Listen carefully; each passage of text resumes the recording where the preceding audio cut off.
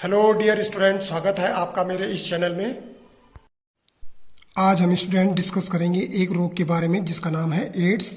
इसके बारे में डिस्कस करते हैं आपके साथ। सबसे पहले ये जानते हैं ये एड्स AIDS इसका फुल फॉर्म क्या है। A for acquired, I for immuno, D for deficiency और S फॉर सिंड्रोम। इसको एक्वायर्ड इम्यूनो डेफिशिएंसी सिंड्रोम कहा जाता है, जिसको हिंदी में उपार्जित प्रतिरक्षा न्यूनता सिंड्रोम कहा जाता है। यह जो रोग होता है कोई व्यक्ति अपने जीवन काल में उपार्जित करता है, यानी कि ये अपने लाइफ में खुद ही इसको डेवलप करता है, क्योंकि यह कोई जन्मजात रोग नहीं होता है। जो सबसे पहला वर्ड है इसमें सिंड्रोम, इसका अर्थ जान लेते हैं हम। सिंड्रोम का जो अर्थ है लक्षणों, यानी कि जो सिम्टम्स होते हैं उसका जो एक समूह होता है, और एड्स जो है अनियमितताओं का एक समूह है। एड्स क्या है? अनियमितताओं का समूह, यानी कि डिसऑर्डर्स का एक ग्रुप है, जो कि HIV मानव प्रतिरक्षा न्यूनतम सिंड्रोम यानी कि HIV यानी कि ह्यूमन इम्यूनो डेफिशिएंसी वायरस द्वारा होता है। इस विषाणु को, ये जो वायरस होता है HIV, इस विषाणु को मानव T कोशिका लिम्फोट्रॉपिक विषाणु प्रारूप 3 भी कहते हैं। यानी कि इसमें जो विषाणु होता है इस T कोशिका के लिम्फोट्रॉपिक विषाणु में रूप 3 के रूप में उपलब्ध रहता है। यह विषाणु जो WBC की जो सबसे छोटा पार्टिकल होता है लिम्फोसाइड, उसके T4 और TH लिम्फोसाइड को तोड़ता है, उससे इसमें एंट्री करता है। क्योंकि यह विषाणु मनुष्य की T4 कोशिकाओं को प्रभावित करता है। विषाणु मनुष्य की प्रतिरोधक क्षमता को नष्ट करता है। प्रतिरोधक क्षमता यानी जो इम्यूनिटी पावर है उसको कम कर देता है। इसलिए शरीर विभिन्न प्रकार के संक्रामक रोगों के लिए अति संवेदनशील हो जाता है, जिससे शरीर पर हानिकारक प्रभाव होता है। कहने का मतलब ये इतना इम्यून सिस्टम इतना कमजोर हो जाता है कि छोटी छोटी बीमारी इसको आसानी से लग जाती है। और कुछ स्पेशल केसों में, कुछ सम रेयर विरल केसों में कैंसर भी डेवलप या उत्पन्न हो जाता है। संसार में वर्तमान में जो है संसार में 5 करोड़ से अधिक व्यक्ति इससे प्रभावित हैं, जिनमें से प्रतिदिन 16,000 जो है संक्रमित होते हैं। किससे? इस एड्स यानी कि HIV वायरस से। यह मुख्यतः 15 से 24 वर्ष के व्यक्तियों में अधिकतम होता है। जो रिसर्च करने वाले हैं, अनुसंधानकर्ता, अभी तक ये जो ज्ञात जो विषाणु है जिसमें HIV-1 और HIV-2 के प्रति कोई भी टीका खोज नहीं पाए, यानी कि अभी भी इनका कोई भी टीका नहीं बन पाया है इस HIV के वायरस के लिए। भारत में जो इस रोग से ग्रसित जो व्यक्ति होता है उसका जीवन एक अनजान भय से डरावना हो जाता है, यानी कि वो उसको अजीब किस्म का डर सताने लग जाता है, भय उसके अंदर उत्पन्न होने लग जाता है। इसका कारण क्या है? कोपोसी का सार्कोमी इसको कहा जाता है। भारत में प्रथम जो एड्स मरीज थे वो चेन्नई में 1986 में इनको पहचाना गया कि ये फर्स्ट एड्स पेशेंट हैं। अब इस HIV टॉपिक में HIV का संचरण यानी कि ट्रांसमिशन ऑफ HIV ये कैसा होता है? ये जो एक्चुअल में जो HIV है ये एक रेट्रोवायरस श्रेणी का विषाणु है। अन्य विषाणुओं की तरह HIV के लिए एक व्यक्ति से दूसरे व्यक्ति में संचरण के लिए किसी न किसी माध्यम की आवश्यकता होती है, यानी कि अपने आप ही नहीं फैलता, बल्कि इसको किसी न किसी मीडियम की आवश्यकता होती है। इसमें आपके पास एक विशेष नोट्स इस प्रकार से है कि HIV का जो संचरण होता है कब होता है? HIV का संचरण उस समय होता है जब संक्रमित व्यक्ति के शरीर का द्रव, यानी कि जो व्यक्ति इफेक्टेड है उसका कुछ न कुछ बॉडी का लिक्विड जब स्वस्थ मनुष्य में या स्वस्थ मनुष्य की बॉडी में प्रवेश कर जाता है तब उसमें जो है संचरण HIV का हो जाता है। देखिए स्टूडेंट, जो संचरण होता है मुख्यतः उन केसों में ज्यादा होता है। किन किन में? सबसे पहले जिसमें पुरुष समलैंगिक यानी कि होमोसेक्सुअल होते हैं और गुदा मैथुन या एनल इंटरकोर्स की क्रिया में भाग लेते हैं, उनमें ज्यादा होने की ये कंडीशन एक है।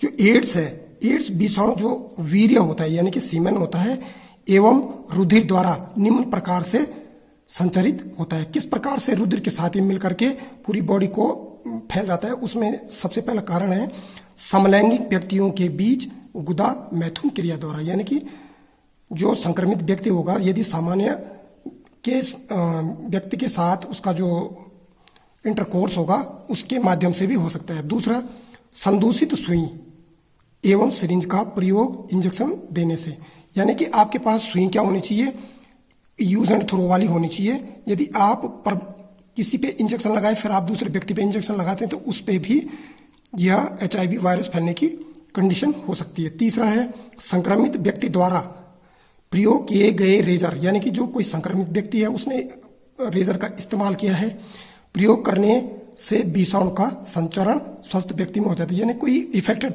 व्यक्ति है और उसने रेजर का यूज कर दिया और उसी रेजर का यूज यदि एक स्वस्थ व्यक्ति या मनुष्य ने कर दिया तो उसको भी यह संक्रमण फैल सकता है।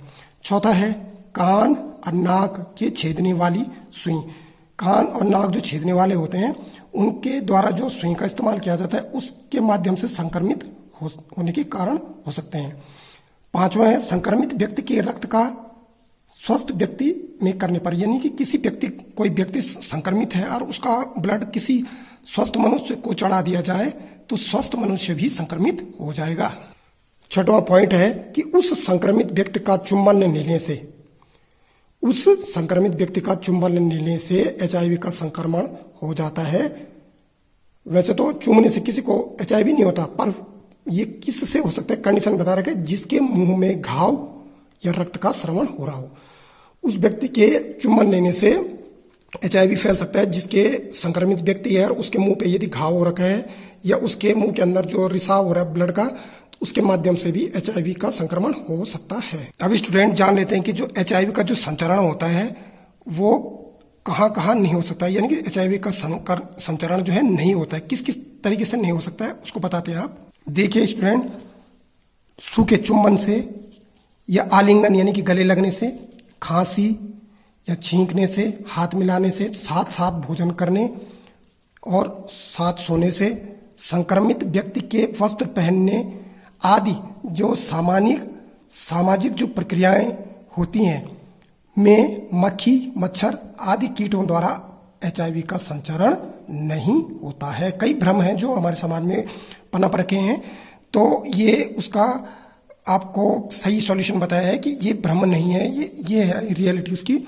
एड्स क्या है, एक संक्रामक रोग तो अवश्य है, संक्रामक तो है, किंतु संक्रामक होने के बाद जुखाम जो इन्फ्लुएंजा होती है, पोलियो होता है, खसरा आदि रोगों की तरह ये छूत का रोग नहीं होता। यानी कि संक्रमण तो होता है लेकिन ये छूत वाला रोग नहीं है कि एक से दूसरे पे अपने आप ही फैल जाएगा। देखिए स्टूडेंट, इसमें स्पेशल है कि विषाणु के संचरण के लिए, जो विषाणु होता है इसका जो फैलने के लिए शरीर पर किसी छिले या कटे भाग का होना आवश्यक होना चाहिए। यानी कि संचरण जब फैलता तभी है यदि जो ग्रसित व्यक्ति है और उसमें किसी भी प्रकार का कोई घाव है, कटिंग हो रखी है या कुछ इस तरह से समस्या है, तो उसके माध्यम से ये वायरस फैल सकता है, अन्यथा नहीं फैल सकता।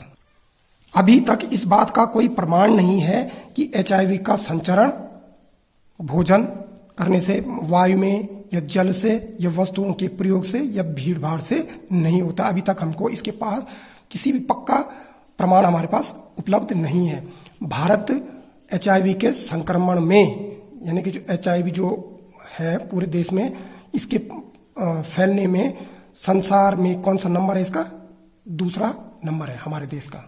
यदि स्टूडेंट किसी को एड्स हो जाए और उसकी पहचान करना किस तरह से करेंगे, तो एड्स के लक्षण ये बताते हैं आपको। सिम्टम्स ऑफ एड्स, संक्रमण हो जाने पर प्रारंभ में व्यक्ति सामान्य स्वास्थ्य वाला ही दिखाई देता है, यानी कि एज इट इज जिसको संक्रमण हो रखा है तो वो भी वैसे दिखाई देगा जैसे नॉर्मल आदमी होता है, लेकिन एक सामान्य फ्लू से अधिक उसको कष्ट नहीं होता। कुछ ऐसे कंडीशन होती हैं, कुछ ऐसे होते हैं कि कुछ व्यक्तियों को संक्रमण के कुछ सप्ताह बाद, जैसे ही कोई व्यक्ति संक्रमित हो गया उसके कुछ हफ्ते बाद ही कुछ समय के लिए सिर दर्द होने, हल्के बुखार आने लग जाते हैं, घबराहट आदि समस्याएं उसके सामने उत्पन्न हो जाती है, परंतु यह दशा शीघ्र ही समाप्त हो जाती है। इसमें सबसे पहले लगातार इसमें जो है वजन घटना शुरू हो जाता है, लगातार अतिसार होने लग जाता है, बुखार, लिम्फ गांठों में अनियमितता में वृद्धि होने लग जाती है, स्वास्थ्य में जो खराबी होने लग जाती है, भूख की कमी होने लग जाती है, मुख और आंत में घाव उत्पन्न होने लगते हैं, कमजोरी और पूरे शरीर में दर्द होने महसूस होता है, सूखी खांसी, थकावट और जो जननांग होते हैं मेल फीमेल दोनों के परमस्से आदि इसके लक्षण दिखाई देने लगते हैं। व्यक्ति की जो इम्यूनिटी पावर होती है लगातार कम होती जाती है, जिसके कारण उसमें अन्य रोग भी आसानी से आक्रमण करने लगते हैं, जैसे मुख, योनि, ग्रहणी में ईस्ट का संक्रमण होने लगता है और लगातार न्यूमोनिया उसमें दर्ज किया जाता है। और दूसरा है टांगों और पैरों पर चकत्ते उत्पन्न हो जाते हैं। टांगों और पैरों पर चकत्ते उत्पन्न हो जाते हैं, चकत्ते बनने लग जाते हैं। इस स्थिति में व्यक्ति की मृत्यु हो जाती है। ये कन्फर्म है कि मृत्यु होगी। इसके लिए एक परीक्षण है एलिसा टेस्ट या वेस्टर्न ब्लॉट टेस्ट। एलिसा, जिसको एंजाइम लिंक्ड इम्यूनोसोर्टिन ऐसे कहा जाता है, इस परीक्षण के माध्यम से एड्स का टेस्ट किया जाता है कि एड्स है या नहीं है। इसके लिए जो दवाइयों का इस्तेमाल करते हैं, एंटीबायोटिक दवाइयों का इस्तेमाल करते हैं, जब क्योंकि इसका कोई इलाज तो है नहीं। और जागरूकता है इसमें जो है विश्व एड्स दिवस लोगों को इसके बारे में बताया जाता है प्रतिवर्ष 1 दिसंबर को।